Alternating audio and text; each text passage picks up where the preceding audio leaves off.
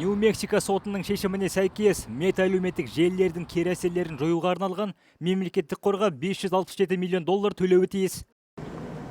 Мамыр айындағы сот процесінің бірінші кезеңінің қорытындысы бойынша сот әлеуметтік желі гиганты өз платформаларының жастардың психикалық денсаулығына тигізетін зиянды әсерін біле тұра, жеткілікті шара қолданбаған және өз платформаларындағы балалар саудасына қарсы тиісті әрекет жасамаған деген шешім шығарды. Ол кезде метаға $375 миллион айыппұл салынған болатын. Қазіргі сома бұған қосымша ретінде зиянды азайту шараларын қаржыландыруға бағытталған. Бөлінуі тиіс жалпы сома шамамен $1 миллиард құрағанымен, бұл компанияның 2025 жылғы $60 миллиард пайдасымен салыстырғанда әлі де аз.